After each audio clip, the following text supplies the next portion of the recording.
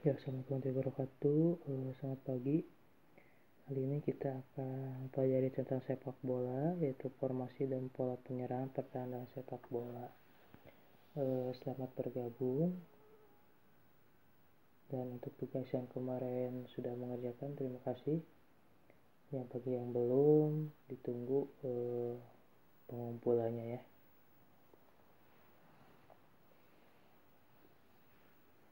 Oke. Jangan lupa absennya diisi. Ya, ada formasi permainan sepak bola. Kalian sudah mengetahui apa itu sepak bola dan permainan yang dilakukan oleh 11 orang dengan kerjasama tim. Isi formasi mengacu pada bagaimana tim menyusun pemain belakang, tengah, depan selama pertandingan berlangsung. Formasi dalam permainan sepak bola ada cara penempatan ruang gerak dan pembagian tugas dari setiap pemain dan posisi yang ditempati.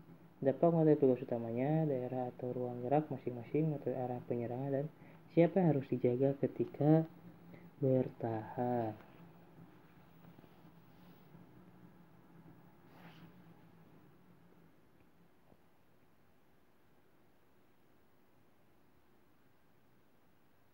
Terus berikutnya adalah pelatih. Seorang pelatih harus dapat mengetahui kualitas pemain, juga kelebihan dan kekurangan pemain. Maksudnya apa? Ketika seorang pelatih memilih pemain, atau dia sudah mengetahui kualitas pemain, kelebihan kekurangannya, maka posisi yang akan diberikan kepada pemain tersebut akan cocok ketika di lapangan, seperti itu pada dasarnya. Berikutnya adalah formasi pemain. Pertama ada pemain belakang, back defender, pemain tengah, center midfielder, terus ada striker atau forward. Terus formasinya ada 4-2-4, 4-4-2, 4-3-3, dan 3-5-2. Seperti itu. Formasi 4-2-4 membuka formasi lebih melebar di depan dan belakang. Jadi cara tepat untuk membongkar pertahanan ketat. Formasi ini jadi strategi yang bagus saat tim sedang berada di atas angin atau mengejar ketertinggalan. Dua gelandang di tengah akan lebih bebas mengalirkan bola ke banyak arah. Keunggulannya, opsi penyerangan akan lebih banyak, sisi lebih mudah dikuasai. Kelemahannya, butuh gelandang yang berkualitas agar formasi ini berjalan. Garis pertahanan akan lebih maju dan mudah ditembus dengan serangan balik cepat. Lebih banyak penyerang akan membuat sulit bekerja sama. Seperti itu. Terus berikutnya ada formasi 4-4-2. Formasi ini sudah bertahan puluhan tahun di berbagai belahan dunia, bahkan di Piala Dunia pun sering digunakan. Formasi yang paling aman dalam sepak bola karena pemain punya tugas yang tidak terlalu berat. Formasinya juga minim kreativitas dari gelandang tengah dan lebih fokus pada penyerangan sayap. Penyerangan sayap itu adalah posisinya seperti di gambar ada LM dan RM. LM itu left midfielder, RM itu right midfielder, di mana kedua itu adalah posisi gelandang sayap. Keunggulannya adalah komposisi bertahan dan menyerang yang seimbang, koordinasi lebih mudah karena pemain tersebar ke berbagai tempat di lapangan. Serangan sayap lebih mumpuni karena terdapat back sayap dan gelandang sayap. Serangan akan sangat monoton dan sisi sayap. Formasi akan lebih hancur saat satu gelandang tidak cocok. Pertahanan akan buyar saat satu back tengah hilang atau tidak dalam posisi. Mungkin dalam cara bertahan ini baik ya, karena tengah dan belakang memiliki jumlah yang banyak dibanding formasi penyerang atau yang depan. Jadi sehingga ketika seorang pemain penyerang lawan menyerang ke garis pertahanan kita, akan mudah dihalau oleh pemain tengah. Ketika lolos dari pemain tengah akan pemain belakang. Namun kekurangan ada ketika salah satu pemain belakang mengalami cedera atau kartu merah sehingga terjadi di lapangan, akan mudah ditembus oleh pemain lawan karena zona yang dikuasainya menjadi kosong. Seperti itu. Berikutnya 4-3-3. Formasi ini serangan total bisa dilakukan lebih mudah dengan formasi ini. Gelandang pun akan lebih fokus di tengah lapangan untuk menjaga keseimbangan. Selain itu, gelandang bertahan dan menyerang pun bisa dibagi secara merata. Keunggulannya, formasi menyerang yang bagus. Tugas gelandang lebih mudah karena hanya fokus pada lapangan tengah. Penyerang sayap yang bisa dapat bantuan dari bek sayap. Kelemahan tempo harus cepat dan akan menguras stamina mulai ditembus dari sisi sayap. Kenapa mulai ditembus dari sisi sayap?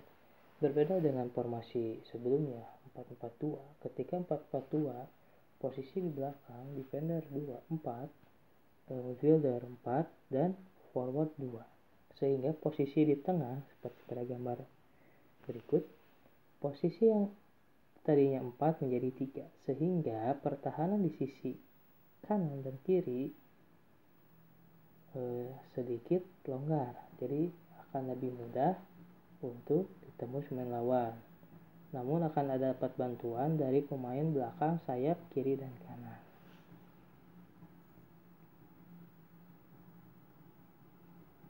Berikutnya 3-5-2, memakai pemain tengah atau gelandang lebih banyak.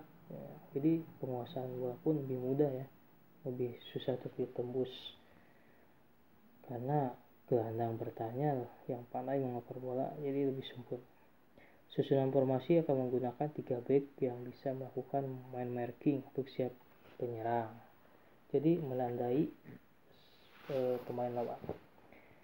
Terus 3 gelandang tengah yang punya variasi dalam keahlian, 2 gelandang sayap dengan lingkungan pergerakan yang luas, 2 penyerang untuk membuat formasi ini tampak menyeramkan sekali. Seperti dalam gambar, lihat, ketika kalian melihat posisi di tengah itu terdapat 5 orang pemain, sehingga akan lebih sulit juga zonanya untuk ditembus. Keunggulannya adalah menjaga zona orang per orang sangat mudah dilakukan dengan formasi ini. Gelandang lebih banyak untuk menguasai bola dan dari permainan. Serang bisa dilakukan dari gelandang tengah, sayap, dan pilihan target yang lebih banyak. Namun kekurangan akan menguras stamina. Kenapa? Karena gelandang sayap harus mengoper seluruh sisi lapangan dari depan sampai belakang.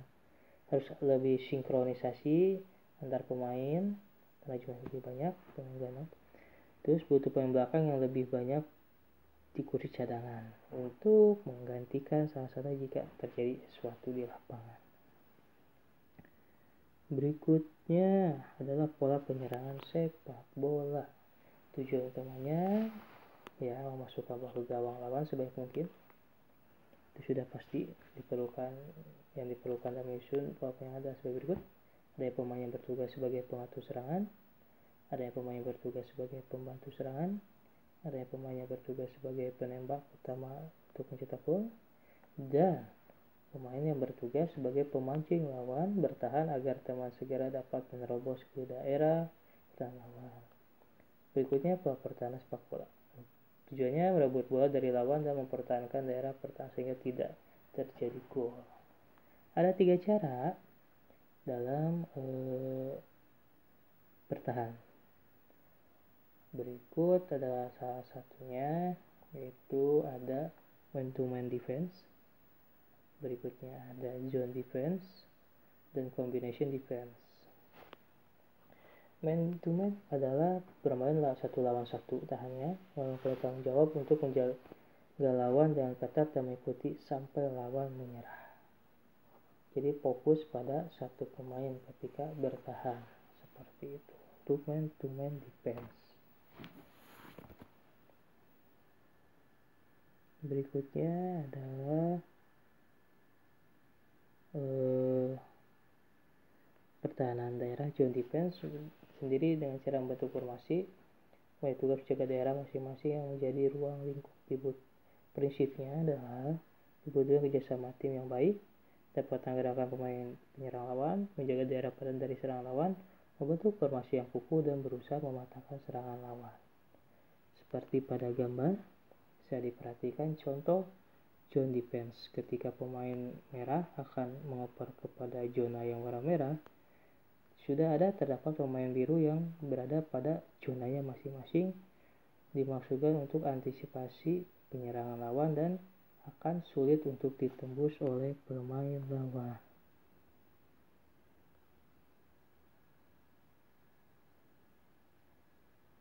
Lalu berikutnya adalah combination. Cara pertanyaan yang mengharuskan setiap pemain menjaga lawannya.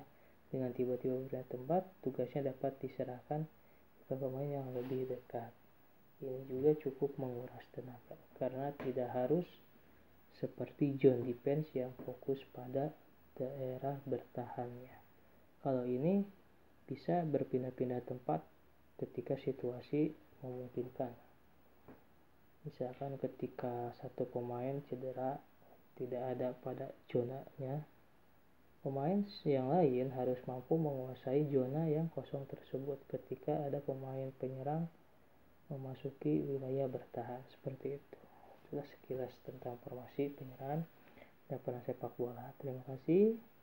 Sampai bertemu kembali minggu depan. Assalamualaikum warahmatullahi wabarakatuh.